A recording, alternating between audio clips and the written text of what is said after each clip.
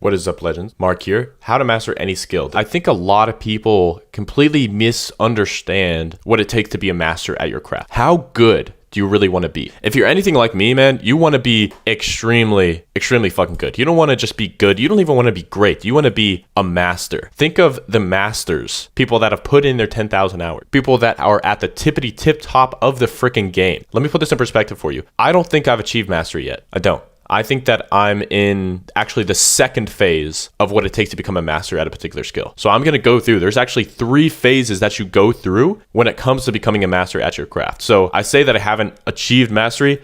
It's a lifelong process. It's not something that you just achieve once and then you're like, good, I can chill now. No, it's literally lifelong. It's like getting in shape and going to the gym. You don't just get in shape and then you can fuck off and eat junk food for the rest of your life. No, you get in shape and then you continue eating right, going to the gym, and taking care of your body. That is what the process of mastery is like. It is a never-ending process. And the people that I believe are true masters in their craft are people, I'll just name off a few, right? Kobe Bryant in basketball, obviously. Miles Davis, Albert Einstein, Nikola Tesla, John Coltrane. I'm going to go over some other people in this particular live, but that's the freaking level that I'm looking up to. I know a lot of you guys are just like, your goal is to make like 10K a month or to scale your brand to like 100K a day. Mastery is a lifelong process. The first question typically that people ask is like, yeah, Mark, I want to be a master, but I just don't know what I want to be a master in. And to those people, if you want to be rich, if you want to get really good at something, it doesn't even have to do with money. If you want to get really good at something, the way that you do that is through a ridiculous amount of time, energy, and effort for decades, fucking decades. Most people, they're like, man, if I don't make 10K a month in the next 3 months, like screw this is a scam. If that's you, you can click off this fucking video right now because that's not what I'm going to be going over. I'm not speaking to you. What I'm speaking to is a 0.001%. The people that don't want to be good, they don't want to be great, they want to be masters of their craft. The one thing that I really started to dive extremely deep in, you can choose e-commerce overall, 100%. I think that you can become a master at e-commerce, but I wanted to become a master at copywriting because I figured that that was one of those skills. Now, no matter what, if I can use my words to persuade people or business owners to pay me money, I'll be good. Like, that's a lifelong skill. I'll never worry about money the rest of my life if you have mastery in that skill. 100%. You want to make money? Just create an offer. Just launch a product. So that's why I think it's so freaking awesome. Like I said, in this video, I'm going to go over the 3 phases of mastery and how to actually achieve mastery yourself. Because what separates, let's just say, the people that are good, the people that are like high performers, the people that are great versus the masters, people that are masters at their craft. What separates these 2 groups of people? Well, what separates them, it's not talent. It's not how hard you work. It's not even how smart you work. It's prioritizing mastery. The way that I kind of got into this whole mastery kind of space, I'll never forget it. I was reading a book. Who would have thought? It was called Mastery. And this book is called Mastery by Robert Greene. If there's one thing you take away from this video in terms of an action point, it should be to read the book Mastery by Robert Greene. And I have this belief about books. Books are typically not the direct thing that's going to make you money. However, some books feed your brain and some books feed your soul. Mastery is not just getting good at something like a skill. It's about a creative process of tapping into your inner potential. And what this book Mastery really talks about is that every single person on this earth, they have something. They have something deep within them. Everybody does. And it's called your life's task. Everybody has it. The only thing is most people are just taught to suppress this infinite energy within them, this life task. They're taught to suppress it by their parents, by their friends, by the media, by social media, mainstream media, by socialization in general. They're just taught to keep that down. You're not unique. Your job is to get in fucking line, go to college, get a degree, and then work for 40 years until you retire. That's like what you're told. But you have something deep inside of you. You do. You may not know it, but once you start to go about this journey of mastery, what you're doing is basically bringing this fire within you out to the world. It's a process of self-discovery and creativity that lasts your entire life. For me, I'm no longer motivated by money. I was initially. You know why? I was fucking broke. But now I'm not motivated by money anymore. I know that money comes to me, and I especially know all my financial goals will be accomplished if I prioritize mastery. For me, it's mastery within e-commerce, within marketing, direct response. It's a process of learning. In this video, I'm going to be going over the 3 phases for you to get here. So number 1 is read this freaking book. It's dense, but for the few people that are actually going to read this whole book, I promise you it'll change your life. You're never going to see anything the same way. All right. Let's go into the 3 phases, okay? Phase number 1 is called the apprenticeship. The apprenticeship is obviously the beginning of your journey in mastery. If you're like, Mark, yes, I want to be a master. I just don't really know what I want to be a master on. Should I make it copy? Should I make it playing the piano? Should I make it this? Should I make it that? And to those of you that are asking this question, typically when you're born, within the first 8 to 10 years of your life, there's something that you have a natural curiosity about. You're just naturally drawn towards learning at this thing, and you're actually pretty freaking good at it naturally at a young age. Now, if you don't know what this thing is, just keep listening. I'm going to get to that. But typically, there's like some way that you're gravitating. It doesn't have to be something you're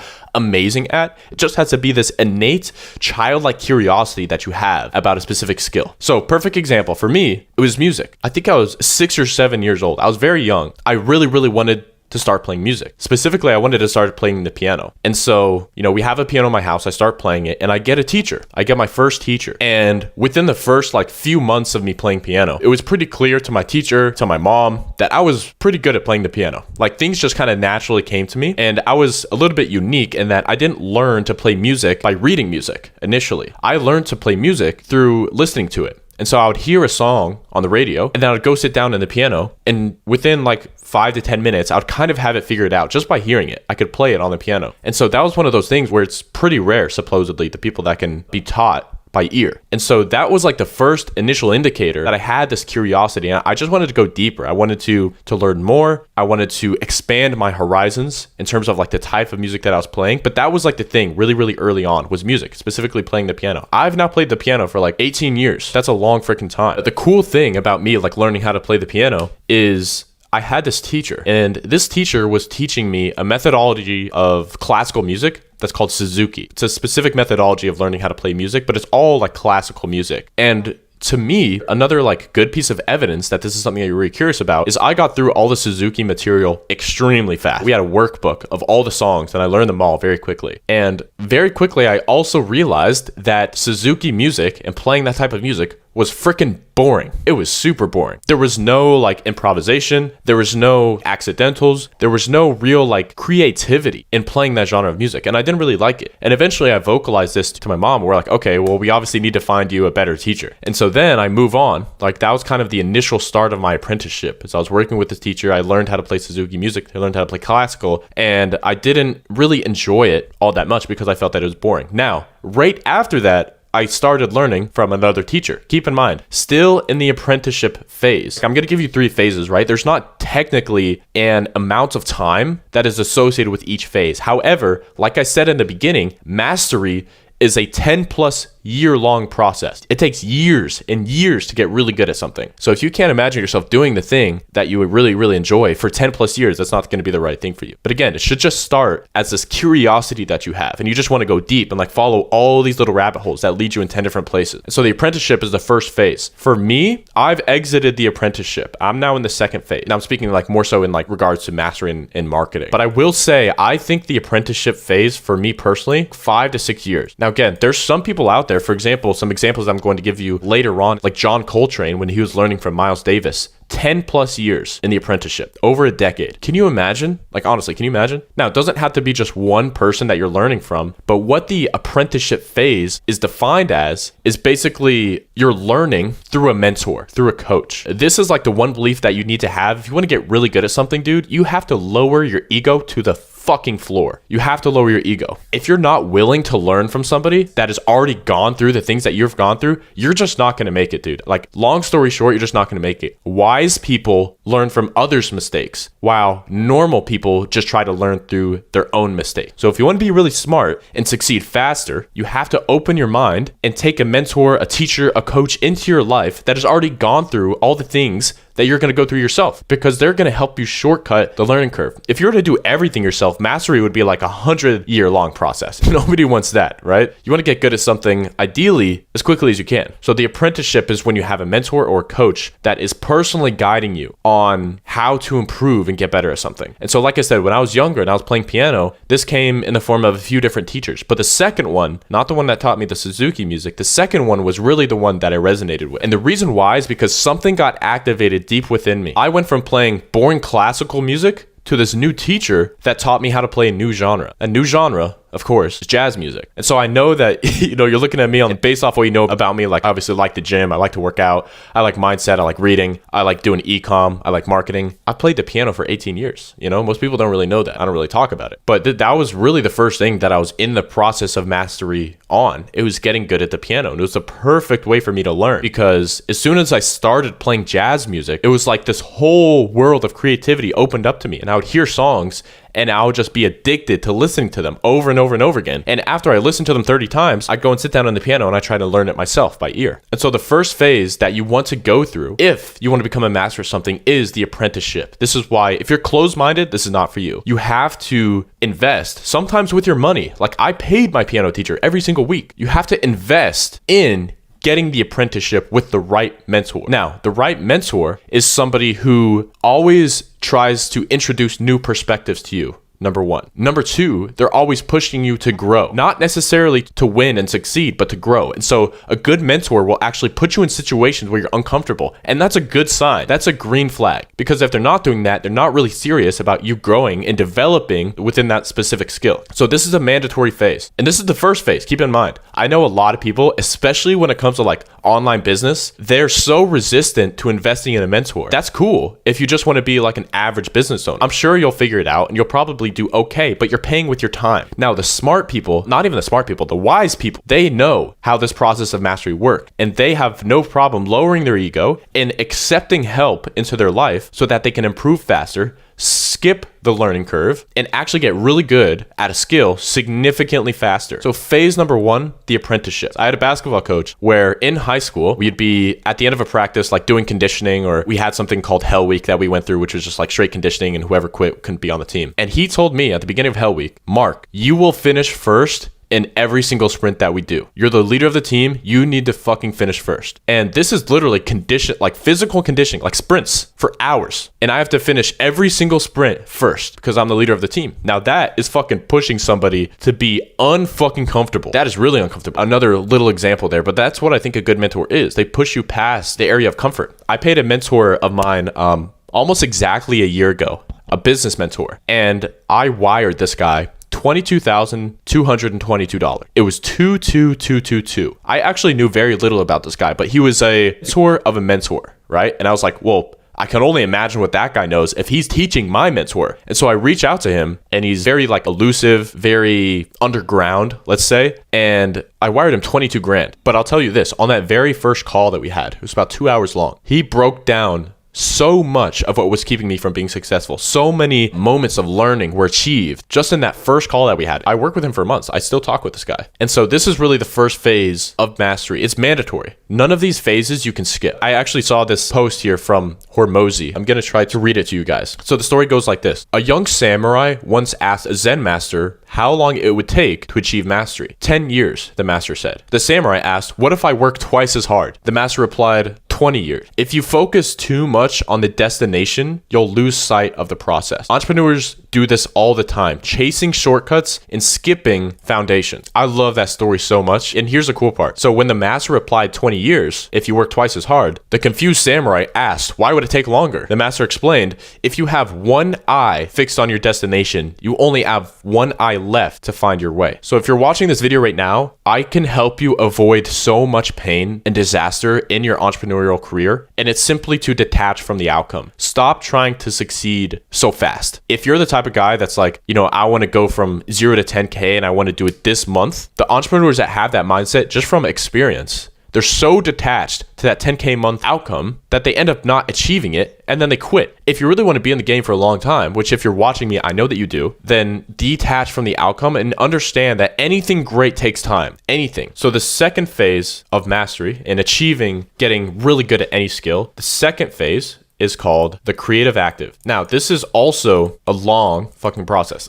All of this is long. This is going to be another, I would say, at least 3 to 5 years. Because what is really the goal of that apprenticeship phase? The goal of the apprenticeship phase is to deeply understand the fundamentals. Do you ever look at any masters in their craft and you're just like, they do the fundamentals so well? It's not that they're doing something extremely complicated. It's just they're so fundamentally sound. Perfect example. I love using Kobe Bryant as an example because I fucking love Kobe Bryant. Kobe Bryant, if you watch him play basketball, he is a master at the fundamentals. He'll drive to the basket knowing deeply in his mind that most people, if he drives full speed downhill and he jump stops and head fakes, that those guys are going to go flying into the baseline, and then he has a wide open layup. Fundamentals. Like something as simple as a head fake.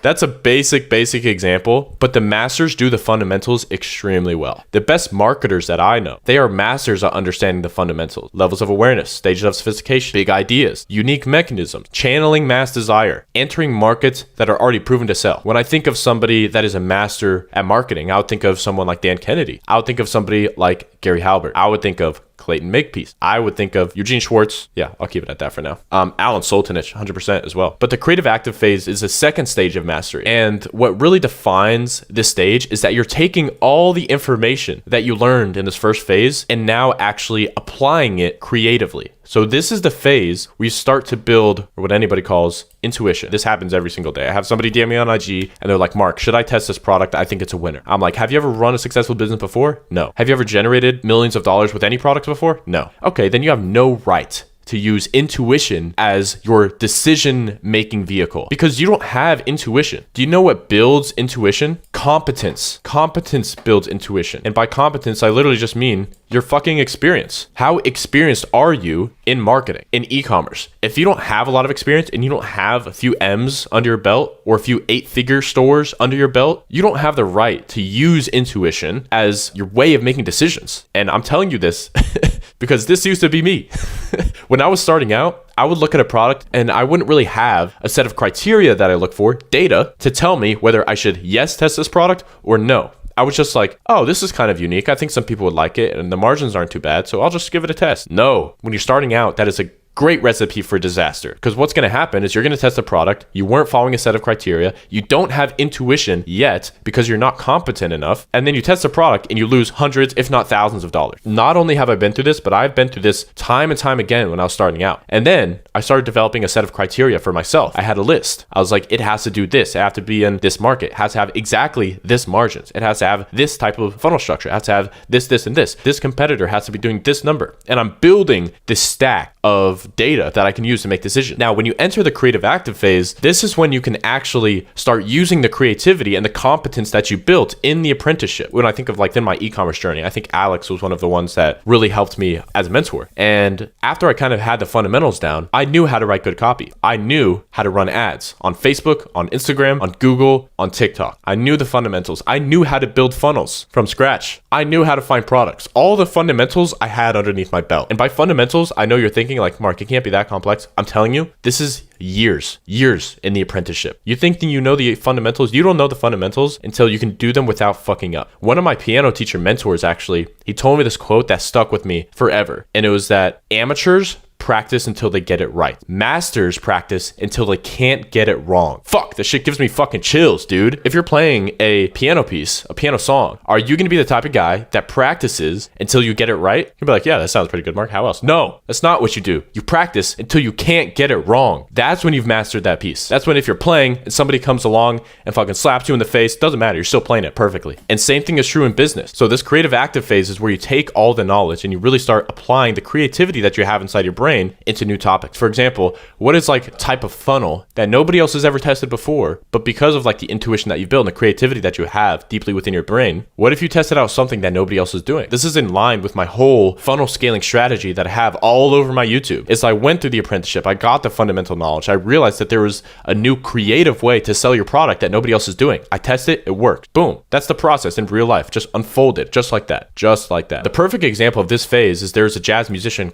named John Coltrane. And John Coltrane was learning from his mentor, and eventually after he gets all the kind of fundamentals around this genre in jazz, he starts to basically go off on his own path and create almost like a completely new genre, a revolutionary sound that nobody has ever heard of before, that now is like, oh yeah, of course. But since he did that decades and decades ago, he learned from a mentor, and then he used his creativity in the creative active phase to completely revolutionize jazz music forever. And he has his own unique style. That's fucking badass, dude. That is so badass. And this is where it starts to get really, really fun. You don't stop learning in this phase. I know I said this is where you learn the fundamentals. This is not where you start learning. This is simply where you start injecting your own creativity into the skill set that you now have the fundamentals down. So let's go ahead and go on to the third phase of mastery, which not the most original name for the third phase, unfortunately. The third phase is just called mastery. Now, this is where you're actually fucking god level at something. This process is lifelong. This doesn't end. This is a lifelong process. And what really defines the mastery phase is this is where you operate at the highest level. Not just yourself, but you're at the top of your field. Nobody is even close to you. You are basically becoming the best, number one. That is what mastery is about. And the way that it's kind of defined is where you're operating at the highest level, you're using intuition. I would even argue that intuition is more so built in this stage and it's more used than it is in the second. You can maybe use it a little bit here, but it's not always going to be 100%. Intuition oftentimes is built more so in the phase of mastery. And this is where you have deep expertise. You understand things at an extremely high level, an extremely deep level. This is also where you can really achieve untapped deep work. So there's a lot of deep work that goes on. And the cool thing about this stage, guys, is that it doesn't feel very difficult. So like when you're working, it feels natural. For example, I want to be a master in like direct response and in marketing in general. For me, work doesn't feel like work. I actually work a lot. I put in a lot of hours, but it's not because I have to. It's because I really enjoy it. And I'm on a different journey than most people out there. You look up any other guru on like e-com, dropshipping, whatever, and they're going to be doing the exact same thing, teaching the exact same principles because they're not really playing the dropshipping game. They're playing the content game. They want to make the best YouTube videos. I am on a much different journey. I don't care about YouTube video performance. I don't care about anything other than mastery and getting really, really good at something because I know if I prioritize that, everything else will fall into place. And this is the stage where you get to access these extremely untapped deep work states, and your work just becomes a creative reflection of you. It's art at this point. You're not just running a business, you're creating art. Every ad that you create is a piece of art. It's a creative reflection of you. It's a creative reflection of what's going on in your brain. That's when this game gets so fucking fun, when you start viewing things that way. Because initially, when you start to inject your creativity that you've gained from the years and years of experience, the hours, thousands of hours that you've put in into learning a particular thing, once you do that, then it just becomes you waking up and expressing your creativity all day. Now, that could be as simple as writing an ad. That could be running ads like in the ads manager. That could be creating content. That could be playing the fucking piano. Whatever it is, creativity. Because humans are very unique. We have sentience. We have consciousness. We also have a unique DNA. Every single person watching this live right now has a unique set of DNA. There's a reason that you have that. Back to what I was talking about in the first few minutes of this, your life's task is unique to you. And there's something deep inside of you that you want to bring about to the world. You want to develop. That's the fucking process of mastery. That is what I fucking love so much about this shit. God damn it. Example, somebody in mastery, Albert Einstein. Most of the people that I already mentioned, obviously in the mastery stage. So that would also be like Kobe, LeBron, MJ. That would be Woods. That would be, John Coltrane, JC, Christ. This is a lifelong process. Initially, like getting from one phase to the other, it's not like, okay, it's 5 years, then you're good. No, it's not like you put in this amount of hours and then you're good. No, it's just you kind of know. After you've been doing something for 5 years plus, you'll know it's time to exit the apprenticeship phase and move to the creative active. After you're in the creative active and you're starting to experiment creatively, then you start to channel more so of your intuition and go into the third phase, which is mastery, deep expertise, deep work. I kind of hate whole make money online space sometimes because it's all just so shallow and it's just like, I just want to make money. What about the deeper purpose of this? We're not placed on this earth just to make money. We're placed on this earth for a much deeper reason. It goes so far beyond money. Now, you need money to survive. You need money to do a lot of cool things that you probably want to do. Not knocking money in any way, but it does go deeper and it's beautiful. This process here, there's nothing that'll exchange for this process. This is a beautiful process. That's the exact word that I would use. All right, legends. That's going to be it for this one. I hope you guys enjoyed. Stay legendary. Keep that mindset sharp. Always get better day after day. Invest in yourself. Escape the comfort zone. And that is it. Peace out, legends.